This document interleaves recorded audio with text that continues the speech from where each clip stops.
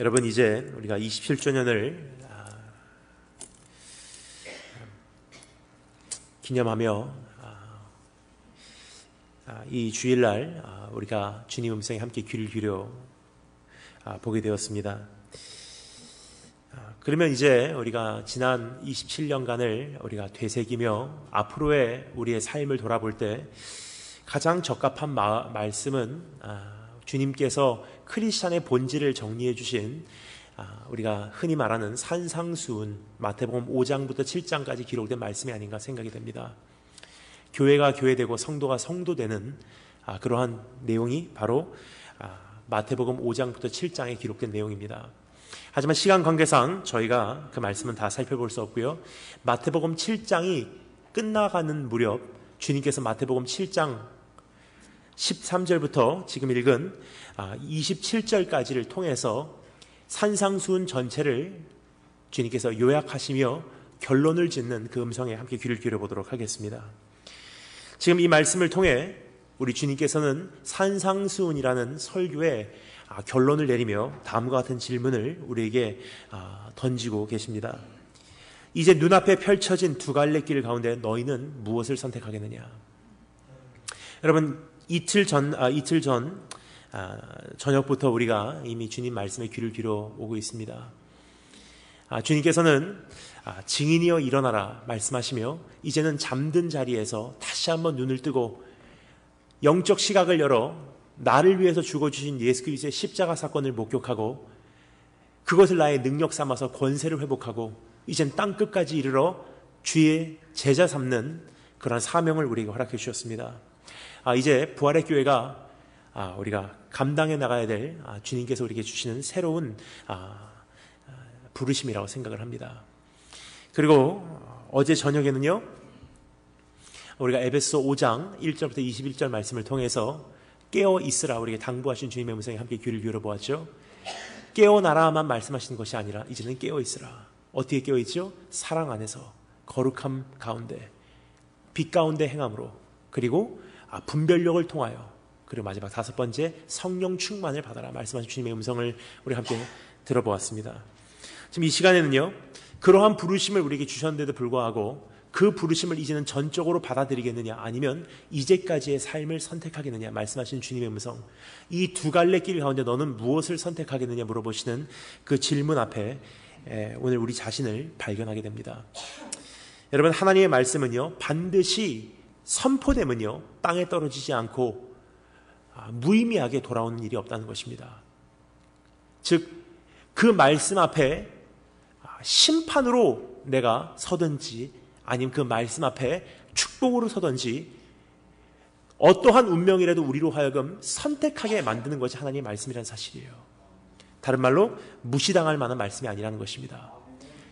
지난 이틀 동안 이 강단에서 하나님의 말씀이 선포되었고요, 그 말씀에 대해서 우리가 어떻게 반응하느냐, 그것은 이제 우리의 몫이라는 사실입니다. 여러분, 오늘 두 갈래 길 앞에 서 있습니다. 그러면 우리가 어떠한 선택을 하여야 하는지 우리 한번 구체적으로 다음과 같은 네 가지 결단을 우리가 내리시는 축복이 있기를 주님으로 축원합니다.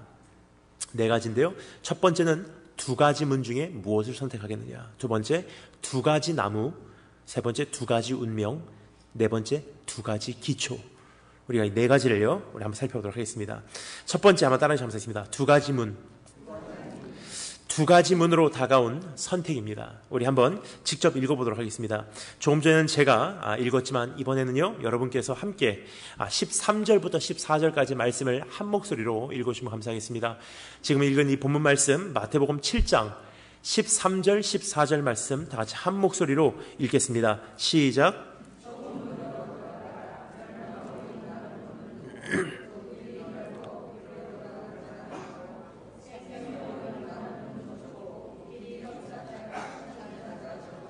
아멘. 주님께서 우리에게 이 말씀을 마치면서 두 가지 문을 보여주십니다. 하나는 넓은 문, 하나는 좁은 문. 둘 중에 어느 쪽을 선택하려는지 이제는 선택할 때가 도래했느니라 말씀하신 주님의 음성입니다. 그것을 우리가 조금 더 구체적으로 살펴보기 위해서 몇 가지로 나눠보도록 하겠습니다. 첫 번째는요, 이 명령은 어떠한 명령이냐? 첫 번째는 긴급한 명령임을 우리가 알 수가 있습니다. 우리말로는 조금 이게 이해할 수가 없습니다. 하지만 원어로 보면요, 굉장히 긴급한 명령형으로 이 말씀이 선포되어지고 있다는 것입니다. 좁은 문으로 들어가라. 지금 빨리 들어가라. 당장에 선택하라. 말씀하신 주님의 음성인 것입니다. 여러분, 더 이상 지체 마시기 바랍니다. 여러분, 저는 이런 생각을 합니다. 우리가 죽는 날 어떤 사람이 저에게 하나님에 대해서 이렇게 말씀해 준다고 우리가 한번 가정해 보겠습니다.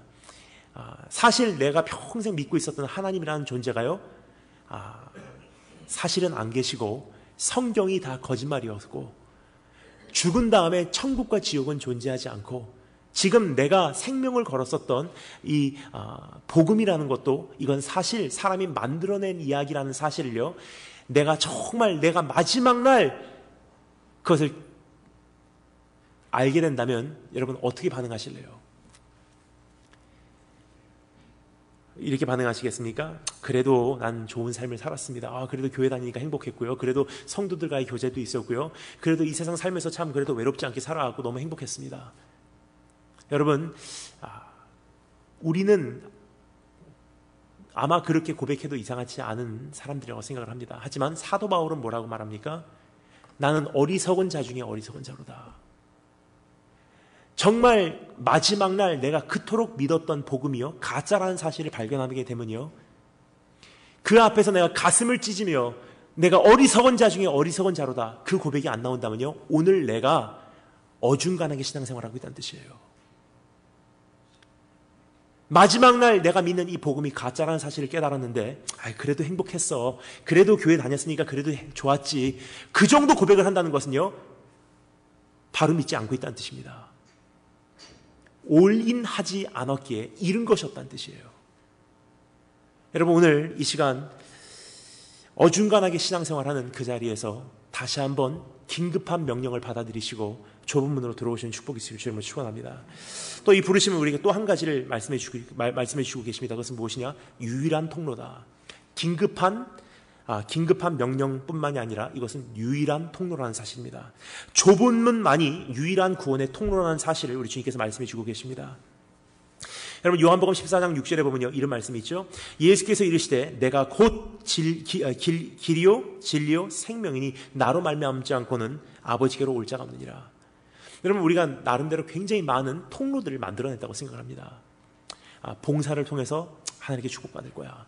내가 열심히 직분을 잘 감당하면 하나님께서 나를 복 주실 거야. 근데 여러분, 분명한 것은요, 예수 그리스도 외에는 아버지께로 가는 길이 없대요. 사실 저는 이제 대학교 때 심리학을 전공하면서 한 가지 재미난 것을 봅니다. 그건 뭐냐면요, 사람이 내가 인간의 아버지가 육신의 아버지가 어떤 분이셨냐에 따라서 아버지에 대한 어떠한 틀을 우리 안에 형성을 하는 것을 보게 되더라고요. 그러면서 이제 중고등부 아이들과 우리 대학 청년부들을 이렇게 만나면서 또 재미난 현상을 보게 됩니다. 내 육신의 아버지가 어떤 분이신가에 따라서 하나님 아버지에 대한 생각이 정리돼 버리더라고요. 특별히 이민사회에서 가장 많이 보는 형태는 바로 이런 형태가 아닌가 생각됩니다.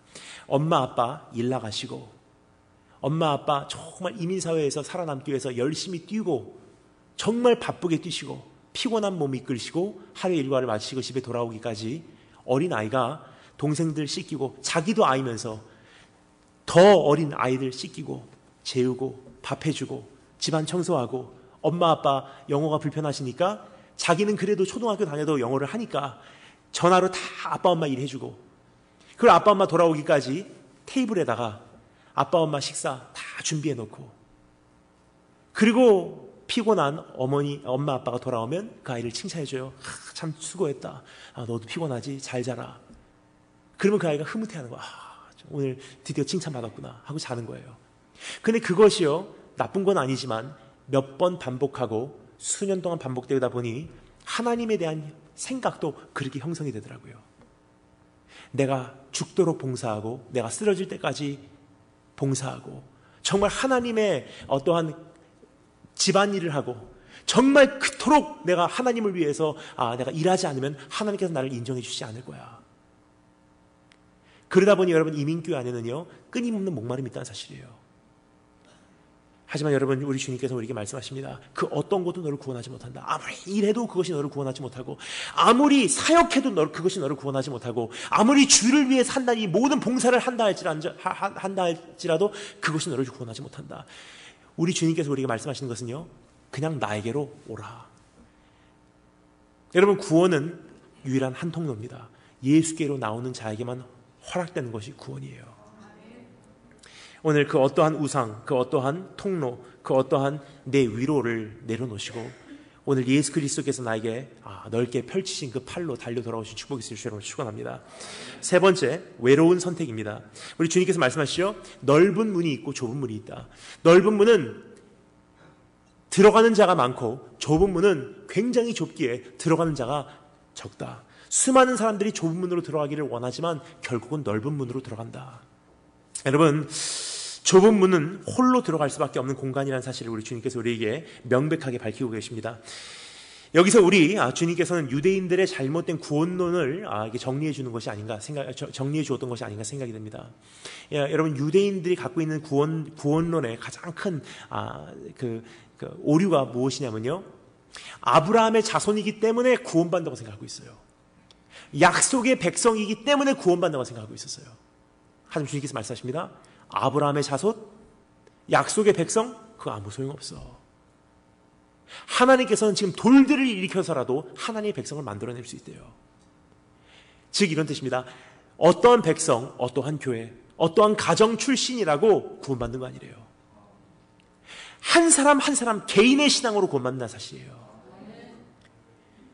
여러분 혹시나 모태신앙이기 때문에 괜찮겠지, 우리 집은 믿는 가정이니까 괜찮겠지, 훌륭한 교회 다니니까 괜찮겠지, 이것도 역시 예수 그리스도 유일한 통로 외에 다른 우상을 만들어낸 우리의 모습이 아닌가 생각이 듭니다. 여러분 오늘 넓은 길, 넓은 문 다 정리하시고 홀로 들어갈 수밖에 없는 그 현실을 우리 받아들이시는 축복이 있을 줄 축원합니다.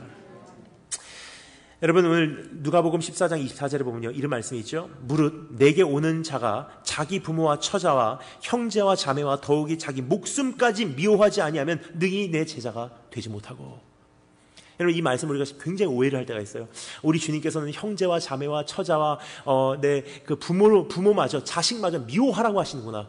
근데 여러분 중요한 것은요, 이것은 적극적으로 미워하라는 뜻이 아니라 비교적으로 미워하라는 뜻이에요. 네 부모를 미워해라, 네 자녀를 미워해라, 네 형제를 미워해라가 아니라 비교적으로 미워하라는 뜻이에요. 즉 내가 주님을 너무너무 사랑하니까 인간으로서 당연히 사랑할 수밖에 없는 부모와 처자와 자매와 형제와 내 자녀마저도 주님을 사랑하는 사랑에 비하면 미움과 같이 보일 정도로 주님을 사랑하는 뜻이에요. 그만큼 그 모든 것을 내려놓고 주님 한 분만 향해서 내가 전심전력으로 달려가지 않으면 구원이라는 것은 불가능하다고 주님께서 말씀하고 계십니다. 여러분 마태복음 5장부터 7장에 기록된 이 산상수훈이 우리에게 한 가지 끔찍한, 어떻게 보면 소름이 끼치는 진리를 우리에게 선포하고 있습니다. 지금 시간 관계상 다 살펴볼 수 없지만 굉장히 많이 주님께서 이것을 5장부터 7장 산상수훈을 통해서 우리에게 선포하고 계세요. 그것은 무엇이냐? 천국은 아무나 들어가는 게 아니야. 수많은 사람들이 들어가려고 하지만 결국 극히 소수의 사람만 들어가게 될 것이다. 교회 다닌다고 구원받았다고 생각하고, 직분 가졌다고 구원받았다고 생각하고, 봉사한다고 구원받았다고 생각하고, 여기까지 오랫동안 믿었으니까 구원받았다고 생각하지만 진짜 천국은 극히 소수의 사람만 결국 들어가게 되는 것이다. 어떤 사람들이요? 긴급한 명령에 순종한 사람들, 유일한 통로를 선택한 사람들, 그리고 혼자밖에 들어갈 수 없는 그 외로운 길을 선택한 사람들입니다. 오늘 그 자리로 나오시는 축복이 있을 줄 축원합니다. 네 번째는요, 이것은 아픔의 진입이에요. 아픔을 동반한 진입 과정이 요구된다는 것입니다. 좁은 문으로 들어가는 과정에는요 반드시 통증이 동반된다고 주님께서 말씀하고 계세요. 누가복음 13장 24절에는요 비슷한 말씀이 선포되고 있는데 이렇게 기록되어 있습니다. 좁은 문으로 들어가기를 힘쓰라. 내가 너에게 이르노니 들어가기를 구하여도 못하는 자가 많으니라. 거의 똑같은 내용인데요, 누가복음 지금 읽은 이 말씀에서는 조금 더 구체적으로 설명이 되어 있어요. 좁은 문으로 들어가기를 힘쓰래요. 좁은 문으로 들어가라가 아니라 좁은 문으로 들어가기를 힘쓰라. 그럼 애써야 되는구나 생각하시는데 번역을 하겠습니다. 여기서 힘쓰라는 단어는요, 애쓰라는 단어하고는 좀 달라요. 노력하라는 단어하고는 좀 다릅니다. 여기서 말하는 힘쓰라, 이것은 원어로 보면 agonizomai라는 단어예요. 거기서 나온 영어 단어가 있습니다. agonize 혹은 agony라는 단어예요. 즉 통증을 겪는 뜻입니다. 즉 좁은 문으로 들어가는 과정은요, 반드시 통증을 동반하는 과정이 요구된다. 그래서 수많은 사람들이 구원받기를 원하여, 수많은 사람들이 정말로 하나님의 자녀가 되기를 위하여, 정말로 하나님의 백성이 되기 위하여 노력을 하나 결국은 극히 소수의 사람들만 좁은 문으로 돌파할 것이다. 그렇다면 여러분, 왜 그토록 들어가기가 힘들까? 어떠한 아픔이 동반되는지 우리 한번 살펴보도록 하겠습니다. 첫 번째는요, 지속적인 침투 과정이 요구되기에 이것이 만만한 과정이 아니라는 사실이에요. 여기서 신앙의 본질을 우리가 좀 더 살펴볼 수 있지 않나 생각이 됩니다. 마태복음 11장 12절에 보면요, 주님께서 천국에 대해서 이렇게 말씀하십니다. 세례 요한의 때부터 지금까지 천국은 침노를 당하니 침노하는 자가 천국을 빼앗는데요. 누가 천국을 빼앗는다고요? 침노하는 자. 그러면 여러분, 천국은요, 그냥 아버지 나 왔습니다 하고 가는 게 아니래요. 침노하는 자. 여러분, 침노하는 것은 무엇입니까? 좀 우리가 번역을 잘못한 것 같아요. 침노한다는 번역은요, 그냥 벨이 울립니다. 전화가 왔습니다. 침노한다는 것은 몰래 들어간다는 뜻이 아니에요. 침노한다는 것은 어떤 뜻이냐? 고대 군사학을 조금만 보면요, 침노한다는 단어의 정리가 온전히 이루어집니다. 여러분, 옛날 그 고대 시대에 가장 중요한 것은요, 성벽이었어요. 성벽. 그냥 성벽만 무너지면요, 전쟁은 이미 게임 오버입니다. 성벽만 뚫고 들어오면은, 성벽만 넘어오면은 이제는 게임 오버예요. 그래서 사람들이 수단과 방법을 가리지 않고 성벽을 견고히 쌓았고 도저히 성 안으로 들어오지 못하도록 그 보호를 했습니다. 그래서 웬만해서는요, 성벽으로 넘어온 사람들은 많이 없습니다. 거의 어떻게 넘어오냐? 성문을 뚫고 들어와요. 그래서 성문도 굉장히 견고하게 졌어요. 그러니까 옛날 고대 시대에 전쟁하는 그 병법을 보잖아요. 굉장히 재밌습니다. 성을 만들면요, 그 성 사방이 다 운물이에요. 개울이에요. 왜냐? 넘어오지 못하도록. 그래서 성 안으로 들어가는 사람들도 성문이 다리와 같이 이렇게 내려와요. 여러분 잘 아시죠? 그래서 원수가 오면 성문을 올려버립니다. 다리를 올려버려요. 그러면 물을 못 건너니까 성 안으로 침투해서 들어오지 못하는 것입니다. 그러면요, 공격하는 측도, 공격을 하는 사람들도 만만치 않아요. 성 다리를 올려버리면 개울을 건너가야 되니까 아예 침노를 하는 자들도, 공격을 하는 자들도 다리를 갖고 옵니다. 그래갖고 그 일회용 다리를 앞으로 놔버려요. 그리고 이제 성문을 뚫려고 합니다. 왜냐? 성벽을 뚫는 건 거의 불가능한 일이에요. 그럼 성문은 뚫을 수가 있어요. 그럼 성문을 뚫기 위해서 전심전력을 다해요. 어떻게 뚫냐면요, 굉장히 두꺼운 나무 혹은 어떠한 그 소재로 되어 있기 때문에 그 모든 병력을 동원해서 큰 그 나무를요, 뭐라 그러죠? 나무, 통나무. 여러분, 제가 이렇습니다. 어제까지 우리말로 설교하다가 오늘 아침에 영어 설교하려고 하니까 굉장히 힘들더라고요. 근데 조금 영어 설교했다가 우리말이 안 나와요.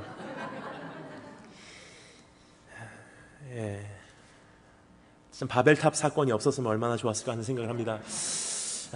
그래서 그 통나무를 가지고 이제 그 성문을 칩니다. 거기에 있는 모든 군사들을 동원해서, 그 엄청나게 큰 나무기 때문에 이제 그 나무를 다 수백 명이 드는 거예요. 그리고 이제 우리말로 하면은 요이쇼, 우리말 아닌가요? 일본말인가요? 요이쇼, 죄송합니다. 저 제일교포입니다. 하나 둘 하면서 치는 거예요. 뒤로 갔다가 치고 그러면요, 성을 보호하는, 성을 수비하는 사람들도 만만치 않아요. 이 사람들은 어떻게 하냐면요, 밑에서 성문을 치는 사람들을 위에서 기름을 뿌립니다. 그리고 거기다 불을 붙여버려요. 돌을 던집니다. 수단과 방법을 가리지 않고 성문을 수비하는 것이 성을 지키기 위한 유일한 방법이에요. 근데 그럼 공격하는 사람들 또 다른 방법을 연구해요. 어떻게 하냐? 큰 우산 같은 강철을 맞고 성벽을 쳐요. 사람이 돌에 맞아서 쓰러지면 그 다음 사람이 와갖고 다시 통나무를 잡아요. 그 사람이 화살에 맞아서 쓰러지면 그 다음 사람이 와갖고 통나무를 잡습니다. 뭐냐? 성문만 뚫리면 이 성은 함락되는 거예요. 그래갖고 하루 종일 이 성문을 치면요, 나무문 같은 경우는 조금씩 금이 가기 시작하면서 성문이 어느 순간 뚫려버려요. 이것을 뭐라 그러죠? 침노하는 자. 즉 하나님 나라에 들어가는 것은요, 그냥 나도 예수님 영접합니다. 나 예수님 나도 구원받을래요. 나 예수님은 나의 구세주입니다. 예수님 이름으로 기도합니다. 아멘. 구원받았습니다. 아닙니다. 하나님의 나라는 침노하는 자. 끊임없이 하나님 다시 영접합니다. 다시 갑니다. 다시 일어납니다. 하나님 다시 도전. 끊임없이 하나님 앞에 매달리는 자 아니고서는 구원에 이를 수는 있어도 완성되진 않는다는 뜻이에요. 중요한 것은 여러분, 10년 전에 예수님 믿었다고 구원이 완성이 되지 않습니다. 20년 전에 예수님 믿었다고 어떠한 직분이 있다고 어떠한 사역을 한다고 내가 구원받았다는 보증은 아무도 못한다는 사실이에요. 왜 그렇습니까? 애굽 땅에서 하나님의 엄청난 구원의 역사로 나오는 것은 일부분이에요. 그게 약속의 땅에 들어가는 것을 보증했습니까? 아닙니다. 사실 애굽 땅에서 나온 40년 동안의 광야 생활을 통해서 애굽 땅에서 나온 1세대들은 다 죽었어요. 애굽에서 나와서 포로 생활에서 자유인으로 나오는 것은요, 하나님의 엄청난 구원의 역사의 일부분이에요. 그 다음에 뭐가 있죠? 40년 동안의 광야 생활 동안 하나님 앞에 합격해야 돼요. 순종을 배우고 율법을 배우고 하나님의 인도하심을 따라가는 것을 배우고 40년 동안 통과를 하면 구원이 완성됩니까? 아니에요. 요단강을 건너야 돼요. 요단강 건넜다. 그럼 구원이 완성됩니까? 아니에요. 요단강 건너부터는요, 더 본격적인 싸움이 시작됩니다. 아모리 족속과 헷 족속과 가나안 족속을 전투해요. 전투하고 이기고 정복해서 결국은 하나님께서 약속하신 가나안 땅 예루살렘에 입성해야지 구원이 완성이에요. 그 주님께서 말씀하십니다. 이미 구원을 받았다고 안심하지 말아라. 남은 구원이 있다. 그것을 위해서 어떻게 하라고요? 두려움과 떨림으로 남은 구원을 이루어내래요. 그럼 여러분, 정말로 우리가 좁은 문으로 들어간다는 것은요, 지속적인 침투 과정이 동반되기에 만만한 길이 아니라는 사실이에요. 그래서 여러분, 어떤 분들이 이렇게 생각하십니다. 이것을 누가 들어가겠습니까? 근데 예수님의 제자들이 똑같은 질문을 했어요. 그럼 누가 구원을 받을 만합니까? 주님께서 뭐라고 말씀하시죠? 사람에게는 불가능하다. 낙타가 바늘구멍으로 들어가는 것만큼 한 사람의 구원받는 게 그렇게 힘들대요. 그럼 여기 오늘 이 아침에 오신 것은요, 그래도 그나마 여기 이 아침에 오신 거는요, 엄청난 은혜예요. 이 자체가 기적입니다. 수많은 사람들 중에서 내가 오늘 뽑혀서 이 자리에 왔다는 것은요, 이것은 감격할 수밖에 없는 은혜예요. 자, 그렇다면요, 이제부터 주님 나라 가는 그날까지 끊임없이 그 은혜에 의지하여 달려내시는 축복이 있을 줄 축원합니다. 또 다른 통증이 있습니다. 어떤 통증이냐면요, 내려놓는 통증이에요. 여러분, 좁은 문이라는 것은요, 우리 지하철 생각하면 가장 정확합니다. 여러분, 저는 굉장히 자주 이동을 하는데요, 선교사기 때문에 지난 8년 동안 거의 한 곳에 열흘 이상 이어서 머물러 본 적이 없습니다. 항상 짐 싸고 떠나고. 근데 어떤 분들이 저를 보시고 굉장히 놀라세요. 왜 이렇게 짐이 많냐고. 보통 여행을 자주 다니는 사람들은 짐을 굉장히 스마트하게 잘 챙기시잖아요. 근데 제 짐을 보고 놀라세요. 왜 이렇게 짐이 많냐. 보통 공항에 저를 픽해보시는 분들이요, 그 말씀을 하십니다. 이렇게 자주 여행을 다니시는데 우리가 생각하기로는 굉장히 가볍게 여행 가방 하나 갖고 오실 줄 알았는데 왜 이렇게 짐이 많습니까? 여러분, 근데 한 가지 저는 그분들에게 이렇게 꼭 말씀을 드리고 싶은 게 있어요. 뭐냐면요, 여행을 자주 나가는 사람하고 언제나 여행을 나가 있는 사람하고는 다른 문제예요. 여행을 자주 나가는 사람들은 그냥 가볍게 짐을 싸다닙니다. 그렇죠? 출장 자주 나가시는 분들. 그냥 저같이 여행을 언제나 나가 있는 사람들은 노숙자예요.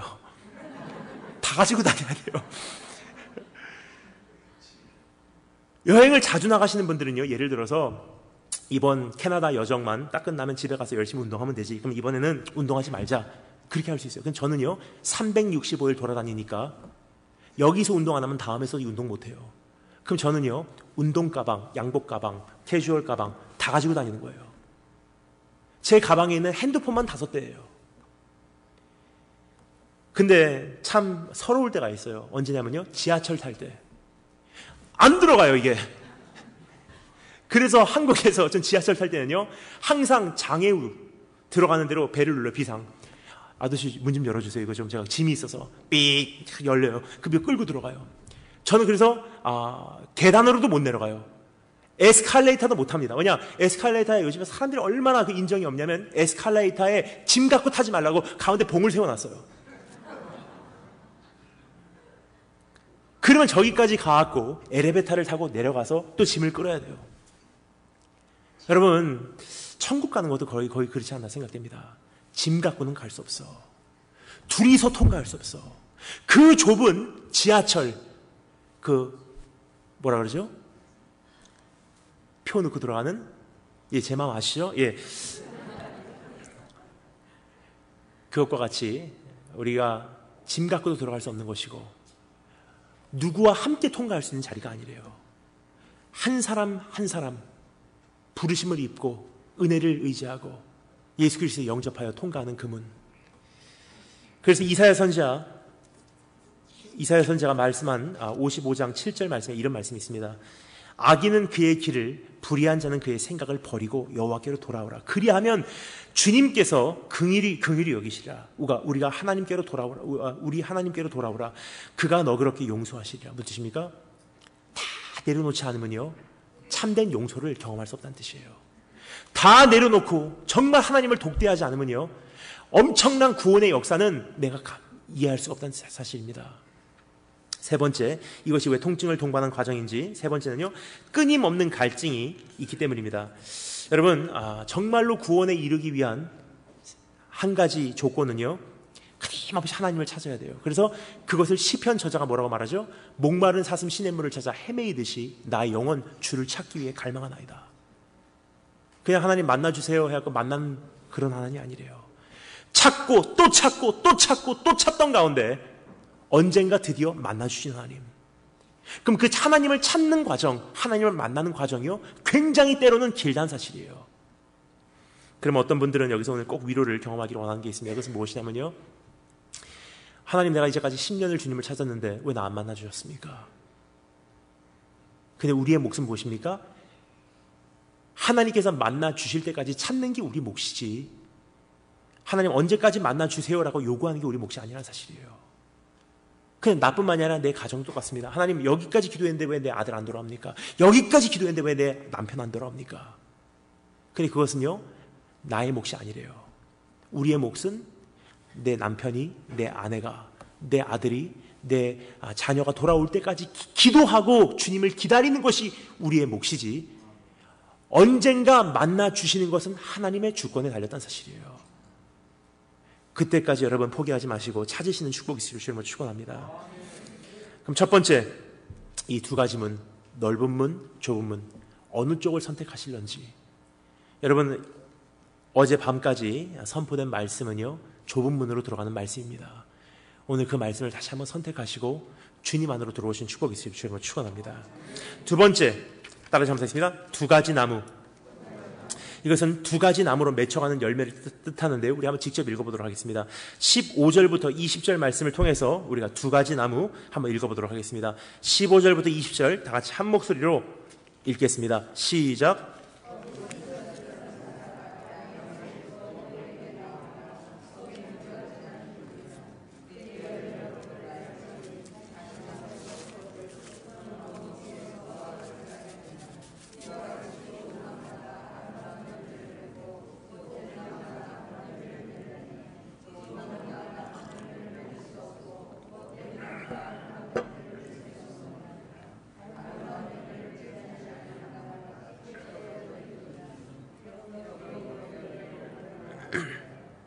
아멘. 지금까지 살펴본 두 가지 문 앞에서 우리는 어떠한 선택을 하느냐에 따라 나라고 하는 인생의 열매가 달라진다는 사실을 우리가 잠시 살펴보기를 원합니다. 우리가 이 말씀을요, 굉장히 많이 들은 말씀이고 우리가 굉장히 많이 이해하고 있는 말씀이라고 생각을 합니다. 하지만 한 가지 큰 오해가 있다고 생각해요. 어떤 오해가 있냐면요, 좋은 나무에 좋은 열매를 바라기 위해서 내가 좋은 나무가 돼야지, 그래야지 좋은 열매를 맺는구나. 하나님, 내가 좋은 나무가 되겠습니다. 좋은 열매를 맺지 못하는 그 나무는 나쁜 나무니 그 나무는 찍혀서 버림을 받게 될 터인데, 그러면 하나님, 내가 정말 좋은 열매를 맺을 수 있는 좋은 나무가 되겠습니다. 기도해요. 근데 여러분, 이 말씀은요, 그런 뜻이 아닙니다. 이 말씀은 참 희한한 것을 보게 돼요. 우리 주님께서 뭐라고 말씀하십니까? 좁은 문과 넓은 문에 대해서 말씀하신 다음에 우리 주님께서는 갑자기 이렇게 말씀하세요. 너희가 이제 아름다운 열매를 맺어라가 아니라, 갑자기 주님께서 엉뚱한 말을 하십니다. 거짓 선자들을 삼가라. 제자들이 놀랐을 거예요. 넓은 문이냐 좁은 문이냐, 그리고 어느 쪽을 선택할 것인가 말씀하신 다음에, 자, 그러면 이제는 그것이 두 가지 나무가 있어. 좋은 나무와 나쁜 나무. 좋은 나무는 좋은 열매를 맺게 돼 있고 나쁜 나무는 나쁜 열매를 맺게 돼 있어. 그럼 너희는 좋은 나무가 되기를 원하니 그럼 좋은 열매를 맺어. 그 말씀이 아니에요. 주님께서 뭐라고 말씀하십니까? 두 가지 문, 넓은 문, 좁은 문. 좁은 문은 너로 하여금 좋은 열매를 맺게 될 거야. 그러면 너는 가서 좋은 열매를 맺어라. 아니라 지금 뭐라고 말씀하십니까? 갑자기 희한한 말씀을 하세요. 거짓 선지자들을 삼가라. 그러니까 이야기가 갑자기 흐름이 깨져버리는 거예요. 어떻게 이해해야 될까요? 주님께서 말씀하신 것은 바로 이런 뜻이었습니다. 주님께서는요, 너희가 나무가 아니야. 내가 나무다. 거짓 선지자들의 가르침을 받으면 너희는 나쁜 열매를 맺어질 것이고, 나라는 선한 나무에 이 말씀을 오늘 받아들이면 너희는 선한 열매를 맺어질 것이다. 즉, 여기서 말하는 나무는요, 예수 그리스도냐 거짓 선지자냐, 그 둘에서 선포되는 말씀을 우리가 어느 쪽을 선택하느냐에 따라서 나라는 인생이 좋은 열매를 맺어지거나 아니면 나쁜 열매를 맺어진다는 것을 주님께서 말씀하고 계신 거예요.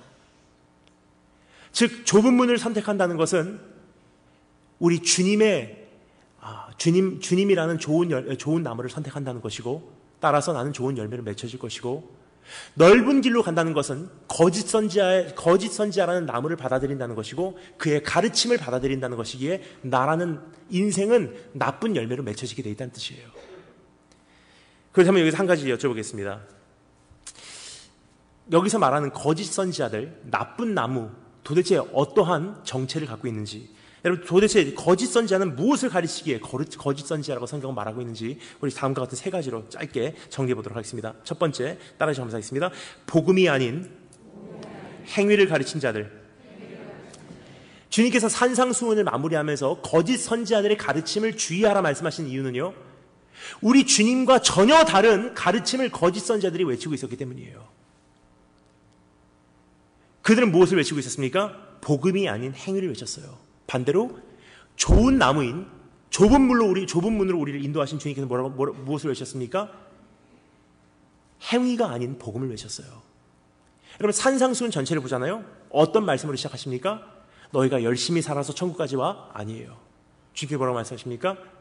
심령이 가난한 자는 복이 있나니 천국이 저희 것이며, 애통한 자는 복이 있나니 저희가 하나님의 위로를 얻게 될 것이며, 아무리 잘해도 천국 갈 수 없어. 아무리 노력해도 천국 갈 수 없어. 하지만 하나님, 난 영적으로 부도가 난 사람입니다. 난 주님 없으면 안 된 사람입니다.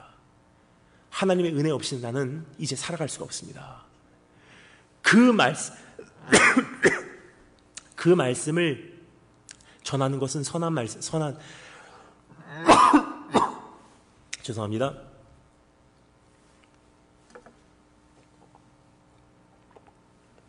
여러분, 제가 기억하십니까? 8년 전에 선교사로 파송받고 나와서 지금까지 제가 강단에서 물을 마시는 것은 금년에 처음 보셨을 거예요. 나인 것 같습니다. 죄송합니다. 농담이고요. 최근에 이제 병원에 가니까 의사 선생님께서 제발 좀 강단에서 설교할 때 물 좀 마시래요. 왜냐하면 그 기관지에 굉장히 여러 가지가 끼어서 몸이 많이 안 좋아졌다고 합니다. 그래서 제가 물 마신다고 다니엘 김 선교사도 변질됐어, 그렇게 하지 마시고 좀 넓은 마음으로 이해해 주시고 양해해 주시면 감사하겠습니다. 여러분, 거짓 선지자들이 외쳤던 메시지는 한 가지예요. 너희가 열심히 해서 천국 갈 수 있어. 그냥 헌금 내서 천국 가. 열심히 봉사해서 복받아. 근데 주님께서 외치는 것은 무엇입니까? 무엇을 해도 구원받을 수 없어. 단지 심령이 가난한 자, 하나님 난 아무것도 없습니다. 내가 선하게 행한다고 한 것도 주님 앞에서는 무의미한 것이고, 내가 잘한다고 한 것도 하나님 앞에서는 무의미한 것이니 난 아무것도 없는 사람입니다. 하지만 하나님 은혜 하나 의지하오니 나를 만나주시고 내 인생 다시 한번 구원해 주기를 원합니다. 심령이 가난한 자는 복이 있나니 천국이 저의 것이며, 애통하고 하나님 정말 나 어떻게 하면 좋겠습니까? 애통하는 자는 복이 있나니 저희가 위로를 얻을 것입니다. 이 두 가지 메시지가 선포되고 있습니다. 근데 그것은요 2000년 전뿐만이 아니라 오늘도 선포되고 있어요. 캐나다 전체에서, 온 세계에서 이 두 가지 메시지가 선포되고 있습니다. 하나는 열심히 사세요. 하나는 우리 주님 바라보세요. 하나는 거짓 선지자의 메시지고 하나는 우리 주님의 메시지예요. 하나는 나쁜 나무고 하나는 좋은 나무예요. 하나는 누구든지 받아들일 수 있는 편한 넓은 문의 메시지고, 하나님 난 정말 아무것도 없습니다. 얼마나 힘듭니까? 이것을 인정하기까지. 이것은 좁은 문이에요. 어느 쪽을 선택하실래요? 거짓 선지자의 두 번째 메시지 특징입니다. 따라서 감사했습니다. 환난이 아닌 평화를 가르친 자들. 거짓 선지자들의 특징은요, 평화를 외쳐요. 평화로다, 평화로다, 다 괜찮을 거예요. 아무런 문제 없습니다. 열심히 사십시오. 그럼 하나님께서 축복해 주실 것입니다. 근데 주님께서 말씀하십니다. 화 있을진저. 지금 이 시대도 그렇지만 여러분 예레미야 시대도 똑같았습니다. 그 당시 그 이스라엘 유대 왕국에 수도 없이 많은 선지자들이 있었건만 예레미야 한 사람만 환난을 외쳤어요. 나머지 선지자들은 뭐라고 외칩니까? 평안하다, 평안하다, 아무런 문제 없어. 그냥 이대로만 살면 돼. 괜찮아질 거야. 근데 주님께서 뭐라고 말씀하십니까? 만군의 여호와께서 이와 같이 말씀하시되 너희에게 예언하는 선지자들의 말을 듣지 말라. 그들은 너희에게 헛된 것을 가르치나니 그들이 말한 묵시는 자기 마음으로 말미암은 것이요 여호와의 입에서 나온 것이 아니니라. 항상 그들이 나를 멸시하는 자에게 이르기를 너희가 평안하리라. 여호와의 말씀이니라 하며 또 자기 마음이 완악한 대로 행하는 모든 사람에게 이르기를 재앙이 너에게 임하지 아니하리라 하였느니라. 여러분, 하지만 주님의 말씀 뭐라고 말합니까? 내일은 환난이지 평안이 아니다. 가면 갈수록 힘들어지게 돼 있어. 가면 갈수록 어려워지게 돼 있어. 가면 갈수록 경제 위기는 더 심해지게 돼 있어. 가면 갈수록 기근은 더 심해지게 돼 있어. 가면 갈수록 자연재해 더 심해지게 돼 있고, 사람들은 더 악해지게 돼 있고, 사람들은 더 급해지게 돼 있고, 사람들은 마음이 식게 돼 있고, 사랑이 식게 돼 있고, 형제가 형제를 넘겨주고 자녀가 부모를 넘겨주고 부모가 자녀를 넘겨주는 그 시대가 반드시 오게 돼 있어. 하지만 너와 너의 가정은 어떻게 믿음 지키겠느냐. 굉장히 듣기 힘든 메시지예요. 하나님 주님께서 말씀하십니다. 이것은 좁은 문. 들어가기는 힘들어도 이것이야말로 선한 나무니 그 메시지를 받아들이면 너의 인생은 선한 열매로 맺혀질 것이다. 거짓 선지자의 메시지를 삼가라. 첫 번째는 행위를 가르친 자들, 두 번째는 평안을 외친 자들, 세 번째 따라서 하겠습니다. 독립이 아닌 따라서 하겠습니다. 독립이 아닌 의존을 가르친 자들. 여러분, 이건 세 번째 거짓 선지자들의 특징이에요. 무엇입니까? 그 당시 이스라엘 민족도 그랬지만 지금도 똑같습니다. 오세요. 나에게 말씀드릴게요. 그러면 이거 가지고 한 줄 동안 열심히 사세요. 그리고 다음 주에 또 오세요. 그러면 내가 또 양육해 드릴게요. 그게 문제가 있습니다. 이건 뭐하고 똑같냐면요. 여러분, 영국이 과거에 중국에 들어가서 중국이라는 엄청나게 큰 나라를 점령할 수가 없으니까 어떻게 했죠? 아편을 줬어요. 다. 그 아편을 받은 사람은 어떻게 합니까? 할 수 없이 영국에게 마약 중독 때문에 이거 좀 달라고 가는 거예요. 그럼 아편 조금 주면 또 그냥 살아가다가 할 수 없이 영국이라는 나라에게 의존할 수밖에 없는 존재로 만들어내는 거예요. 근데 여러분, 이것이요 지금 너무나 많은 교회의 형태예요. 무엇입니까? 그 잘못은요 거짓 선지자뿐만이 아니라 우리들 성도님 한 사람 한 사람도 책임이 굉장히 크다는 사실이에요. 그래서 무엇입니까? 물컵 갖고 돌아다니고 있어요. 물 좀 주세요. 일주일에 한 번 와서 물 마시고 감사합니다, 잘 마시겠습니다 하고 일주일 동안 가고 이거 마시는 거 조금씩 마시는 거예요. 그럼 일주일에 이 물이 다 떨어지면요 목마르기 시작해요. 그럼 어떻게 하죠? 또 교회 가서 물 좀 주세요. 근데 문제가 있습니다. 특별히 이민사회에서 하나님께서 그것을 우리에게 잘 경험할 수 있는 기회들을 주세요. 담임 목사님이 안 계세요. 그럼 어떻게 할래요?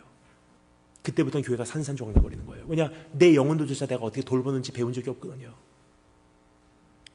여러분, 내일이 환란이라는 것은요, 가면 갈수록 목자를 치매 양들이 뿔뿔이 흩어지는 그날이 우리 눈앞에까지 왔다는 뜻이에요.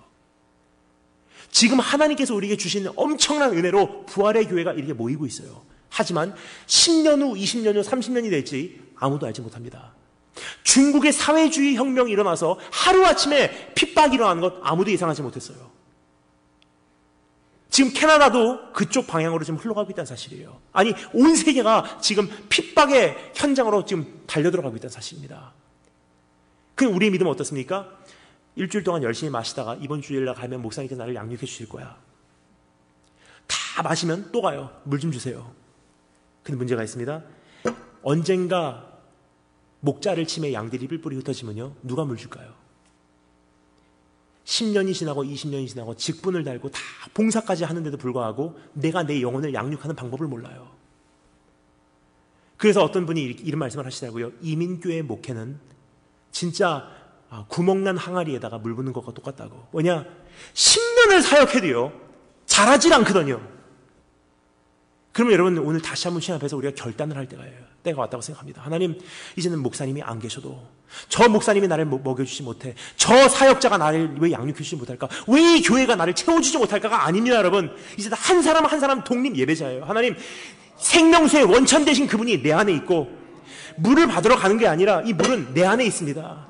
여러분, 이 말씀은 이게 원본입니까? 사본입니까? 사본입니다. 원본은 어디 있죠? 없어져 버렸어요. 얼마나 감사한지 몰라요. 하나님의 성경, 이 말씀의 원본은요, 하나님께서 없애버렸어요. 왜 그렇습니까? 지금 만약에 원본이 있다고 하겠습니다. 그럼 어떻게 될까요? 수많은 사람들이 거기 경배하러 갈 거예요. 그것을 아시는 하나님께서는요, 말씀의 원본은 없애버리셨어요. 하지만 우리에게 사본을 주셨어요. 그렇지만 진짜 원본을 우리에게 허락해 주셨습니다. 어디 있죠? 이 안에 있어요. 예수 그리스도. 그러면 내 안에 계신 말씀의 원본은 우리하고 무관계하게 사는데, 누군가에게 가고 양육받지 않으면 안 된다고 우리가 계속 의지하면요, 이제부터의 환란의 시대 여러분 살아낼 수가 없습니다. 주님께서 말씀하십니다. 진짜 아름다운 열매로 맺혀지고 싶니? 어떠한 계절에도 아름다운 열매로 너는 계속 지속되고 싶니? 그러면 이젠 행위를 바라지 말아라. 다시 복음으로 돌아오고 다시 평안이라는 기준으로 시작하지 말아라. 환란을 기준으로 시작하라. 그리고 누구를 의지해서 신앙생활하는 것이 아니라 누가 나를 양육해 주지 않고, 이민교회의 현실상 다 내가 충만히 누리지는 못한다 할지라도 내 영혼 내가 돌보고 내 하나님 내가 만나고 내 영혼 내가 양육해가며 몸된 교회를 섬겨가겠습니다. 이것이야말로 진짜 이 시대에 참는 신앙인이 아닌가 생각이 됩니다. 첫 번째 두 가지 문, 두 번째 두 가지 나무. 시간이 아직 덜 됐지만 거의 다 됐습니다. 그래서 세 번째, 네 번째 짧게 살펴보겠습니다. 세 번째 따라 잠수하겠습니다. 두 가지 운명. 이것은 두 가지 운명으로 연결되는 결과를 주님께서 우리에게 말씀하십니다. 21절부터 23절 말씀 다 같이 한 목소리 읽겠습니다. 21절부터 23절 말씀 다 같이 한 목소리로 읽겠습니다. 시작.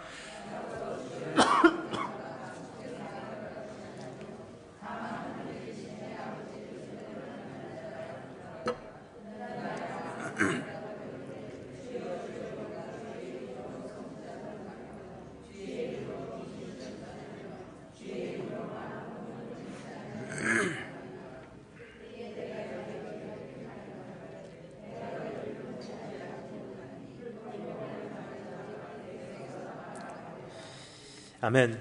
처음에는 이 두 가지 문이요, 그다지 별로 다르게 보이지 않습니다. 그냥 조금 넓은 문이구나 하고 들어가요. 그러다 보니까 좀 쉬운, 내가 감당하기 쉬운 그 가르침을 받아들입니다. 여러분, 사실 난 아무것도 없습니다. 난 하나님만을 의지합니다. 여러분, 그게 쉽겠습니까? 아니면 이렇게 하면 복 받고 저렇게 하면 벌 받고 이렇게만 하면 하나님께서 너에게 복 주실 거야. 헌금하고 이거 하고 오케이. 그럼 이거 하면 되는구나. 공식화되어 있는 크리스찬. 어느 게 쉽겠습니까? 하나님, 나는 아무것도 없습니다. 나 정말 오늘 하루를 어떻게 감당해야 될지 모르겠습니다. 주님 은혜 하나 의지합니다. 계속 붙드는 거예요. 그거는요, 굉장히 심적으로 부담이 되기 시작해요. 보통 사람 같으면요, 그거 원치 않습니다. 거의 우리가요, 무엇을 원하냐면요, 내가 컨트롤 하고 싶어요. 여기까지 하면 복 주시고, 여기까지 하면 은혜 주시고, 여기까지 하면 하나님께서 천국 주시니까, 여기까지 하면 오케이, 이만큼만 하겠습니다. 모든 것이 매뉴얼화되어 있고 공식화되어 있다고 생각해요. 근데 이것은요, 넓은 문이에요.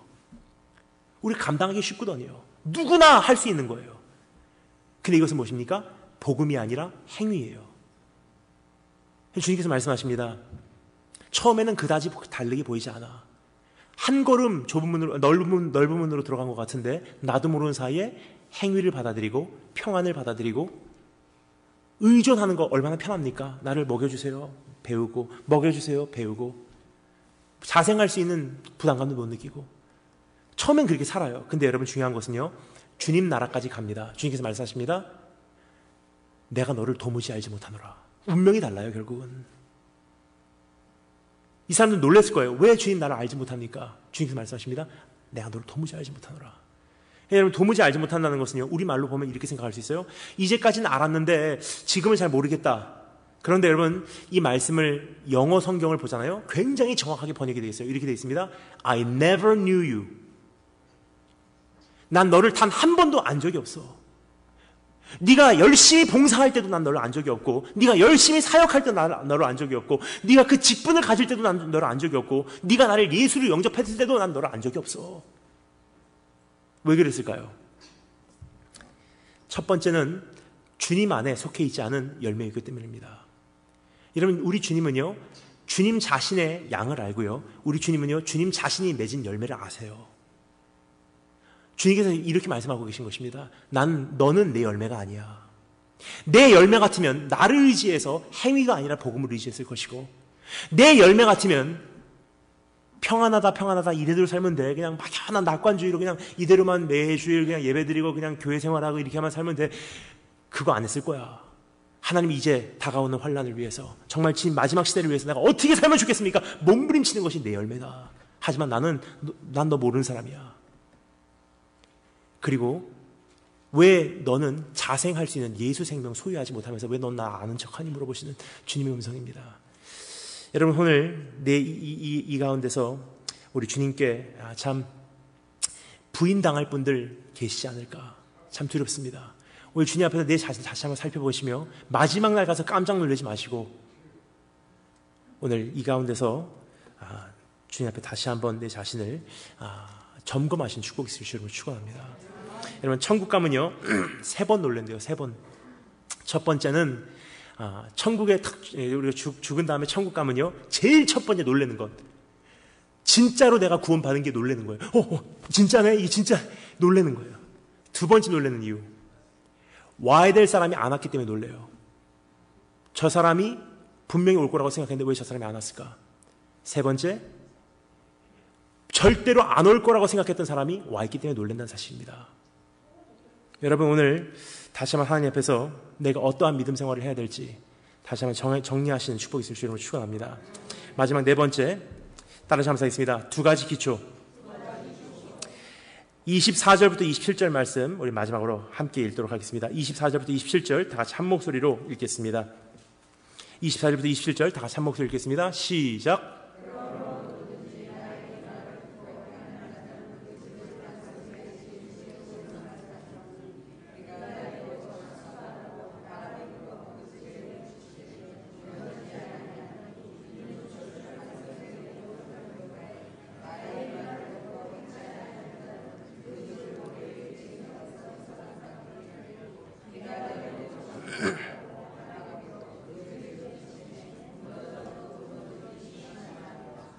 아멘. 여러분 마지막으로 주님께서 우리에게 주시는 네 번째 요소는요 두 가지 기초입니다. 처음에 보이기에는 이건 아무것도 아닌 것 같아도 주님께서 우리에게 말씀하시는 이 기초는요 행위가 아니라 은혜를 의지하게 하고요 평안이 아니라 환난을 의지하게 하고 환난을 기준으로 하고요 그리고 이제는 내 안에 이미 자생할 수 있는 능력을 기초로 한 그러한 삶이기에 이제부터의 세상이 뒤집어진다 할지라도 나로 하여금 살아남을 수 있는 능력을 나에게 허락해 준다는 것입니다. 처음에는 이것이 아무것도 아닌 것 같아도 오늘 주님께서 우리에게 말씀하십니다. 그 나라까지 가서 뚜껑을 열어서 내가 너를 도무지 알지 못하노라 안 해도 이 세상을 살면서 이미 세상을 감당하는 차원이 다르대요. 정말로 처음부터 내가 하나님 의지합니다 하고 하는 신앙은요, 그것은 처음에는 힘든 것 같아도 넘어지면 이렇게 세워주시고, 어차피 넘어지면 그럴 수밖에 없는 사람이고, 어차피 쓰러지면 채워주시는 것이 하나님이시고, 끊임없는 은혜로서 은혜에서 은혜로, 영광에서 영광으로 갈 수 있는 통로로 우리가 이어진다는 것이고요. 두 번째로 평안을 기준으로 한 신앙은요, 가면 갈수록 어려워지는 이 세상 속에서 우리가 살아남을 수 있는 어떤 틀이 내 안에 존재하지 않는다는 거예요. 괜찮아질 거야 그것을 기준으로 살았건만, 가면 갈수록 삶이 어려워지면요, 내가 그것을 접수할 수 있는 어떤 틀이 내 안에 존재하지 않는다는 것입니다. 그래서 처음부터 환난이라는 기준으로 출발하면 어떻게 될까요? 처음부터 마지막 날 정말로 힘들어지는 그것을 기준으로 출발하면요, 가면 갈수록 어려워져도 이미 예상된 거예요. 가면 갈수록 교회가 작아져도 예상된 거예요. 여러분, 한 가지 여쭤보겠습니다. 솔직히 정말 말씀드리면요, 부활의 교회가 부흥되고 커지고 하는 것 우리가 원하는 바예요. 하지만 세상 정말 큰 그림으로 봤을 때 가면 갈수록 교회가 커지는 게 당연한 걸까요? 이것은 그냥 희귀한 일일까요? 가면 갈수록 핍박이라고 했습니다. 가면 갈수록 환난이라고 했어요. 가면 갈수록 세상에 하나님을 두려워하는 마음이 식는다고 했습니다. 그러면요, 가면 갈수록 교회가 커지는 것이 당연한 것입니까? 아니면 이상한 것입니까? 이상한 거예요. 근데 우리도 모르는 사이에 큰 교회가 당연한 것 같은 생각을 갖고 있기 때문에 교회가 작아지면 작아질수록 우리는 희한하다고 생각을 해요. 아닙니다, 여러분. 가면 갈수록 작아지는 것은 당연한 거래요. 그것을 전제로 시작을 하면요, 이제부터의 신앙생활 우리 계산이 나와요. 그러면 이제는 누구도 나를 돌보지 못하겠구나. 이제는 어떤 사람, 이 사람 다 사역이 다른 거 하지 못하고 한 사람이 세 목 뛰어야 되겠구나. 이 교회는 누가 나를 돌봐주지 못하니까 내가 내 자신을 돌봐가며, 내가 이젠 손수 이 교회를 어떻게 돌볼까, 내가 나서지 않으면 안 되겠구나. 이미 계산이 나오기 시작해요. 나도 모르는 사이에 여러분, 혹시나 이민사회에서 잘못된 복음 받아들이고 잘못된 기독교 생활 받아들이셨다면 오늘 다 정리하시기 바랍니다. 한 가지 문제가 있습니다. 지금 이 시대의 가장 큰 문제, 대한민국 안에서도 문제고 이민사회에서는 지금 그것이 부각되어 있습니다. 무엇입니까? 하나님을 알기를 우습게 알아요. 대한민국 청소년들 똑같습니다. 대한민국 채플 가잖아요. 대학교 채플 가면요, 한눈에 보여요. 대학교 채플 딱 가면요, 기독교 학교에서 앞에 있는 학생이 이렇게 하고 있어요. 빨리 끝내라고. 근데 문제가 있습니다. 이것은요, 대한민국 채플만이 아니고 지금 이민사회에서 일어나는 현실이에요. 나에게 맞춰주고 나에게 눈치 보고 내 비유 맞추는 것이 지금 이민교회의 문제다 보니까 하나님 말씀도 권위가 없고 담임 목사님도 힘들어하고 성도님은 그 안에서 살아남을 수 없고, 누가 나를 먹여주겠지, 누가 나를 양육해주겠지, 네 교회지 내 교회냐, 그렇게 살아오니까 10년이 지나고 20년이 지나고 30년이 지나도 교회가 성장을 못하고 내 신앙은 죽어가고 있는 거예요. 근데 뭐라 그러죠? 교인이라는 이름표를 달고 있으니까 나 예수님 영접했습니다, 나 구원받았습니다, 나 세례 받았습니다, 세례 증서했습니다, 구원받았습니다. 주님께서 말씀하십니다. 내가 너를 도무지 알지 못한다. 너 뭐 믿고 왔냐? 분명히 내가 전한 복음은 아니다. 내 열매가 아니야 너는. 적어도 지금은 시간이 있습니다. 회개하시고 다시 한번 어떤 이민교회의 잘못된 그 가르침 내려놓으시고, 이제 정말 하나님 앞에서 두려움과 떨림으로 남은 시간이 1년이건 10년이건 하나님 나에게 허락해 주신 이 시간 내가 어떻게 감당해야 할까? 일어나시기 바랍니다. 다 같이 기도하겠습니다.